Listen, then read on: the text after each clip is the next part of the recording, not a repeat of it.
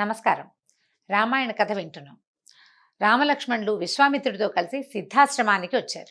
సిద్ధాశ్రమంలో ఎక్కడైతే ఈ విశ్వామిత్రుడు తదితర మునులంతా కలిసి ఒక యజ్ఞం చేయబోతున్నారో ఆ ప్రాంతంలో రాత్రి విశ్రమించి మర్నాడు ఉదయమే లేచిన రామలక్ష్మణులు తమ ఉదయకాల సంధ్యావందనాది నిత్యకృత్యాలు పూర్తి చేసుకుని విశ్వామిత్ర మహర్షి దగ్గరకు వచ్చారు. మహర్షి, మేము సిద్ధంగా ఉన్నాం, మీ యజ్ఞ సంరక్షణకి మేము రెడీ, ఏం చేయమంటారో చెప్పండి అని అడిగేసరికల్లా యాగ సంరక్షణ ఎలా చేయాలి, ఈ యాగాన్ని ఎక్కడ ఉండాలి, ఏం చేయాలి అనేది అన్ని వివరంగా అడగబోయేసరికల్లా మునులు చెప్పారట. మిగిలిన వాళ్ళు నేటి నుంచి గజం కేవలం 26,000 రూపాయలతో 165 గజాల భూమి కేవలం 52 లక్షలు మాత్రమే.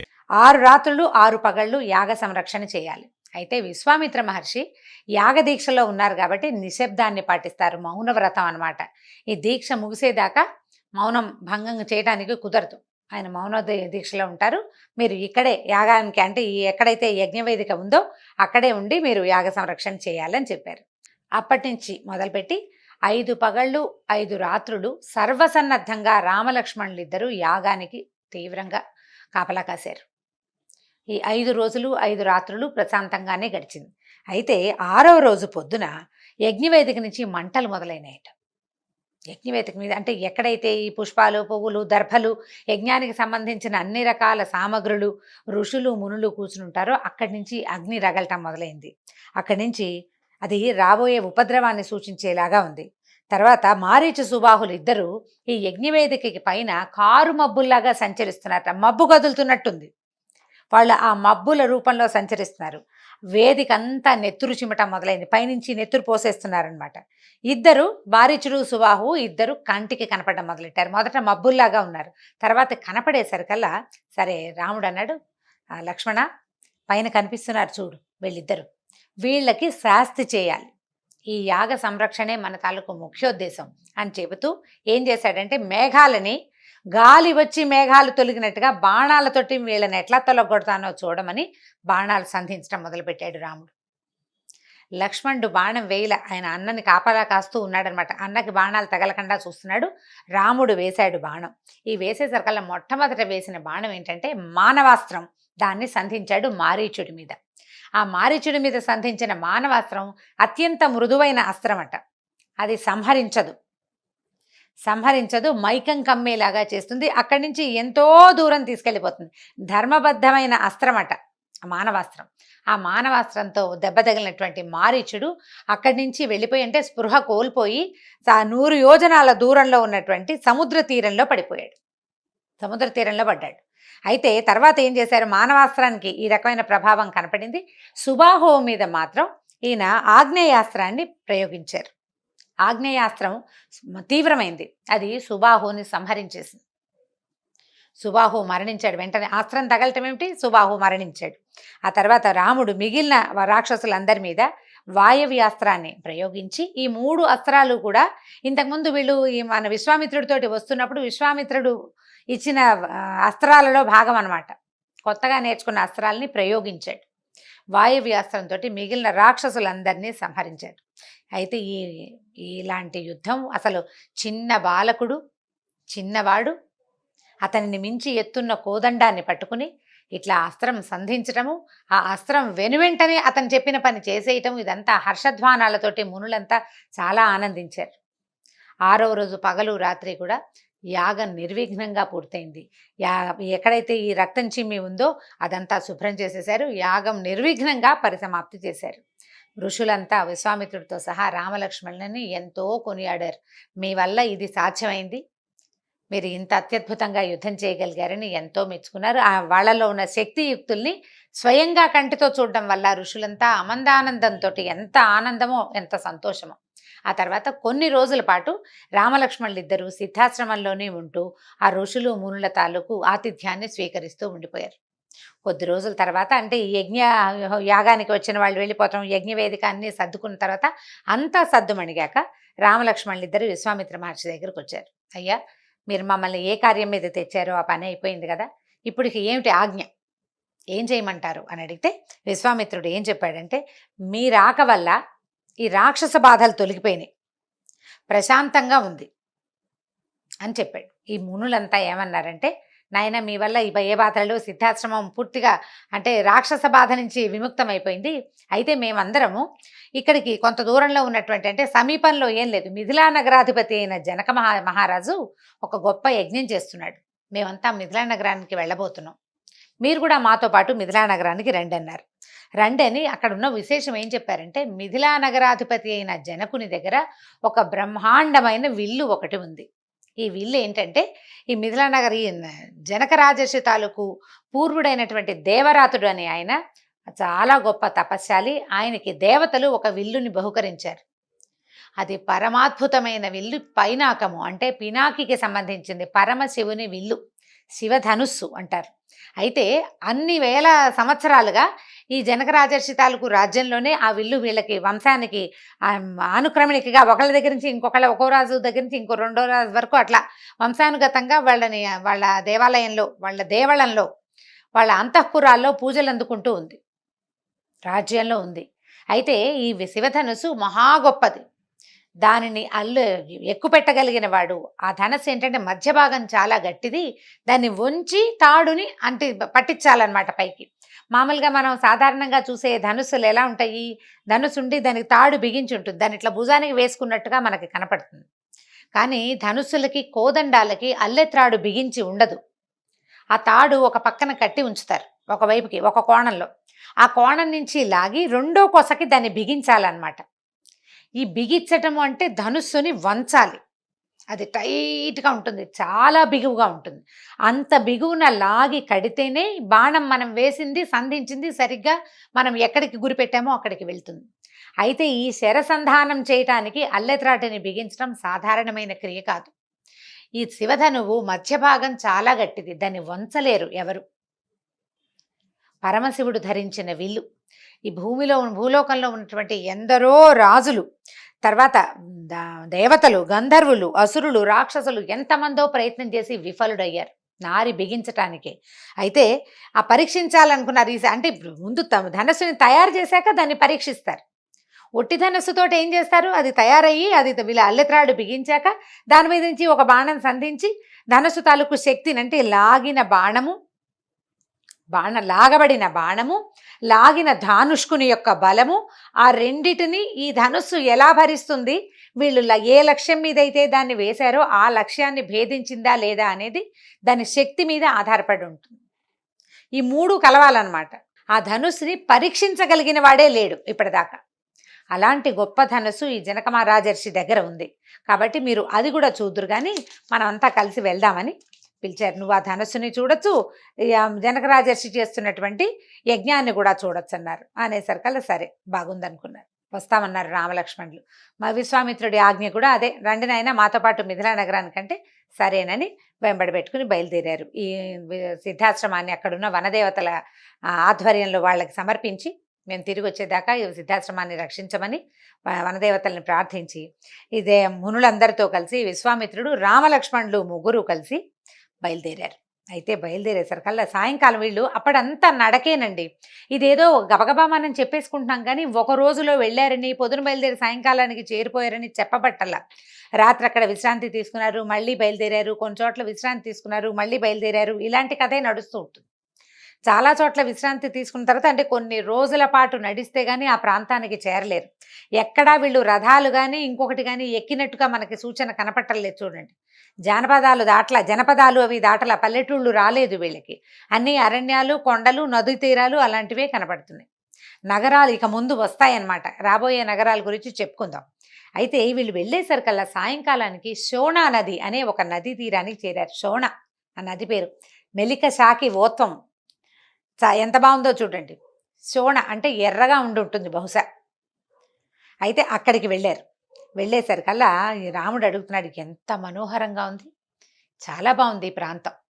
ఎందుకంటే వీళ్ళు ఇంతకుముందు ఆ తాటకా వనము అవన్నీ చూసినప్పుడు అంతా భయంకరంగా ఉంది. సిద్ధాశ్రమంలోకి ప్రవేశించినప్పుడు వాతావరణం ప్రశాంతంగా ఉంది.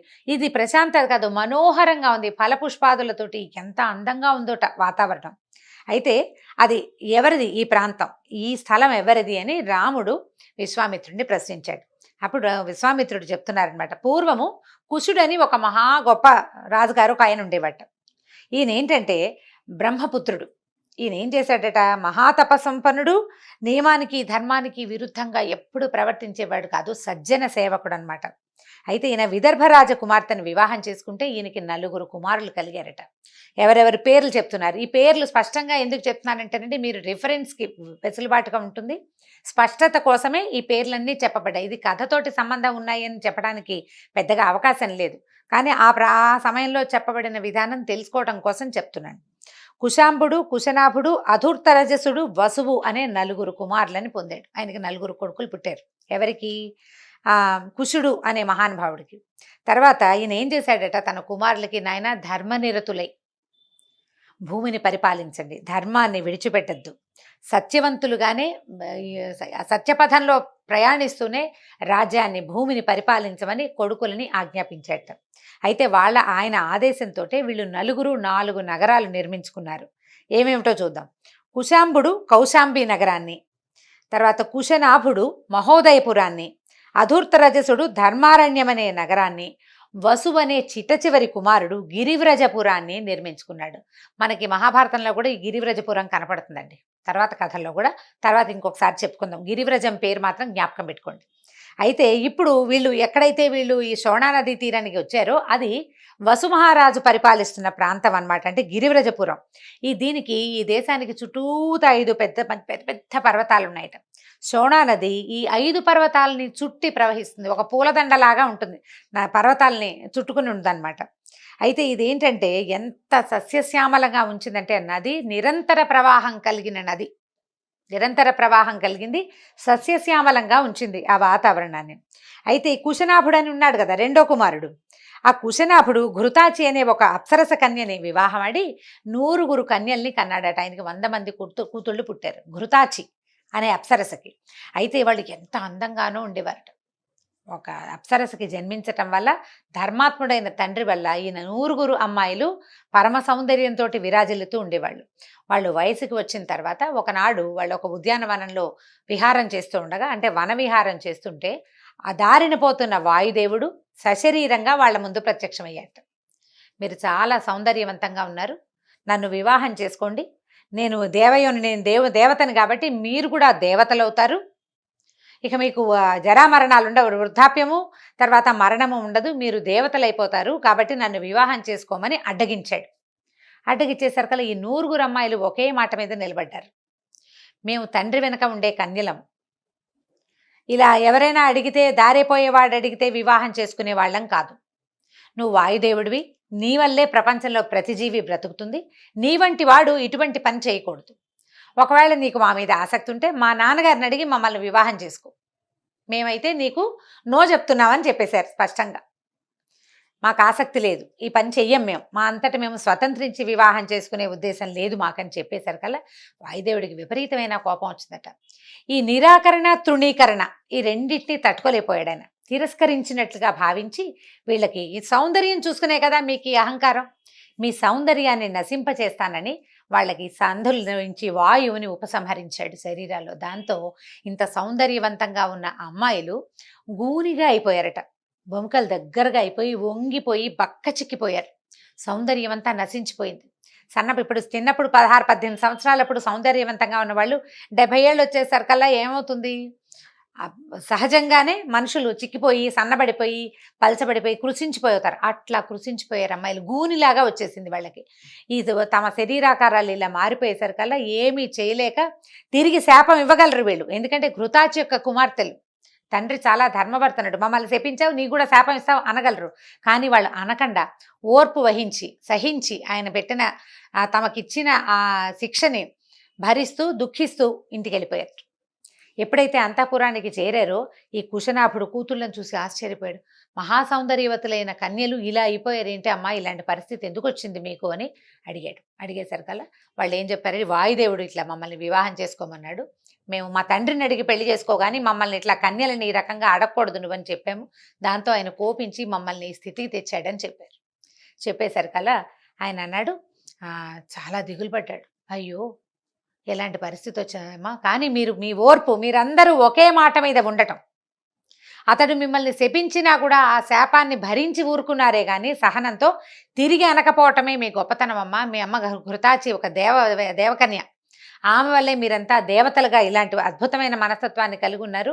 ఇప్పుడు నిజంగా దేవుడైనటువంటి వాయుదేవుడికి ఆ సహనం లేకపోయింది. ఎందుకంటే ఆయనకి జరామరణాలు లేవనే విశ్వాసంతో. అంతే కదా, ఆయనకి వృద్ధాప్యం రాదు, ఆయనకి ముసల్తనము రాదు, మరణము లేదు. అమృతం తాగేమో మాకే ఇబ్బంది లేదన్న అహంకారంతో ఆయన చేశాడు. కానీ మీరు మాత్రం చాలా సహనంతో ఉన్నారని కూతుళ్ళని చాలా మెచ్చుకున్నాడు. అయితే ఆయన ఏమనుకున్నాడంటే ఈ అమ్మాయిలకు పెళ్లి చేయాలనుకున్నాడు. అప్పటికే 16-18 సంవత్సరాలు వచ్చినాయి. అయితే ఇలా గూనిగా ఉన్న పిల్లల్ని ఎవరు పెళ్లి చేసుకుంటారు? కొంచెం ఆలోచించాలి కదా.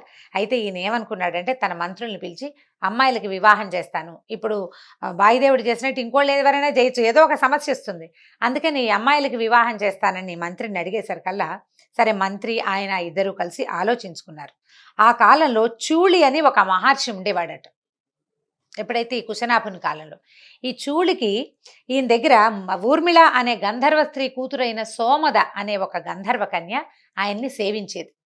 ఆయనకి అన్ని రకాల ఉపచారాలు చేసేదన్నమాట. ఆయనతో పాటే ఉండేది.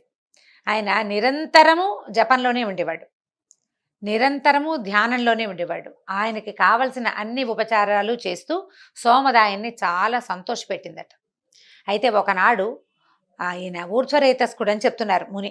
ఆయన అడిగాడనమాట, అమ్మా ఇంత సేవించావు నన్ను, నీకేం కావాలి అని అడిగితే ఈవిడేమందంటే, అయ్యా నువ్వు బ్రహ్మదేవునితో సమానమైన తేజస్సు కలిగిన వాడివి, నాకు భర్త లేడు, నేనెవరికి భార్యని కాను, పైగా ఈ అమ్మాయి అంటే గంధర్వ స్త్రీ కదా, కాబట్టి నాకు ఒక కుమారుడు కలిగేలాగా నువ్వు ఆశీర్వదించు, ఏదైనా ఒక నీ మహిమతోటి నీ తపశ్శక్తితోటి నాకు ఒక కుమారుణ్ణి కలగజేయమని ఆవిడ కోరుకునేసరికల్లా ఈ ముని తన తాలూకు తపప్రభావంతో ఆమెకు ఒక కుమారుణ్ణి ప్రసాదించాడు. అతను బ్రహ్మదత్తుడు అనే పేరుతోటి కాంపిల్య నగరానికి రాజుగా ఉన్నాడు. ఒక మునికి ఆయన యొక్క తపశ్శక్తి వలన ఒక గంధర్వ స్త్రీకి పుట్టినవాడనమాట. ఈ కాంపిల్య నగరం వస్తు సంపదతోటి అలరారుతూ ఉండేది. బ్రహ్మదత్తుడు చాలా గొప్ప రాజుగా పేరు పొందాడు.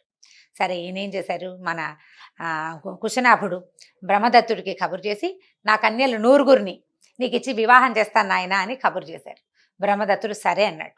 సరే అన్నాక బ్రహ్మదత్తునితోటి వివాహం అవగానే ఈ కన్యలకి అంటే కన్యాదానం చేయగానే, తండ్రి కన్యాదానం చేయగానే వివాహం పూర్తవగానే కన్యలకి వాళ్ళ తాలూకు స్వరూపాలు వచ్చేసినాయట. ఆ ఋషి వరం వల్ల పుట్టిన కుమారుడు అవటం వల్ల, ఆయన తపశ్శక్తి వల్ల, తండ్రి కన్యాదానం చేయాలన్న సంకల్పం వల్ల, తమ కన్యలుగా దానమే చేయబడాలి కానీ తమంతట తాము స్వతంత్రించకూడదన్న దృక్పథం కలిగిన ఈ అమ్మాయిల ప్రజ్ఞ వలన వాళ్ళకి అలాంటి వరం లభించిందనమాట. వివాహం కాగానే గూని తొలగిపోయింది, మామూలుగా అయిపోయాక ఈ అమ్మాయిలను తీసుకుని బ్రహ్మదత్తుడు వెనక్కి తిరిగి వెళ్ళిపోయాడు. ఈ కుశనాభ మహర్షి ఇంత అమ్మాయిలు ఇలా మామూలుగా అయిపోయేసరికల్లా అత్యంతంగా సంతోషించాడు. అయితే ఈ కుశనాభుడికి 100 కుమార్తెలే, 100 మంది పిల్లలే కదా, ఆడపిల్లలే. ఆయనకి పుత్ర సంతానం లేదు. ఈ అమ్మాయిల వివాహం అయ్యాక ఆయన పుత్రకామేష్టి యాగం చేశారట. దశరథ మహారాజు చేసిందే అనమాట. ఇది ఎప్పుడో ముందు కూడా జరిగిందని చెప్తున్నారు. ఈ పుత్రకామేష్టి యాగం చేసేసరికల్లా ఆ సమయంలో ఆయనకి కుశుడు, ఆయన తండ్రి అయినటువంటి కుశ మహారాజు ప్రత్యక్షమయ్యి, నాయన నీలాగానే ధార్మికుడైన కుమారుడు నీకు కలుగుతాడని దీవించారు. ఆయనకి తర్వాత కాలంలో ఒక కుమారుడు కలిగారు. ఆయన పేరు గాధి. ఆ గాధి యొక్క కుమారుణ్ణి నేను, విశ్వామిత్రుడు అనబడే నేను ఆ గాధి యొక్క కుమారుణ్ణి. ఇప్పుడు మా వంశంలో మొదటి రాజు అయినటువంటి కుశుని యొక్క పేరుతోటే మమ్మల్ని కౌశికులు అంటారు, గాధేయుడని కౌశికుడని అంటారు నన్ను, మా యొక్క ముత్తాతే ఈయన అని చెప్పాడనమాట. విశ్వామిత్రుడు తన స్వంత చరిత్రని ఈ శోణానదీ తీరంలో రామలక్ష్మణులకి మునులకి అందరికీ తెలియజేశారు. తర్వాత ఏ కొత్త కథ చెప్పబోతున్నారో రేపటి భాగంలో తెలుసుకుందాం. నమస్కారం.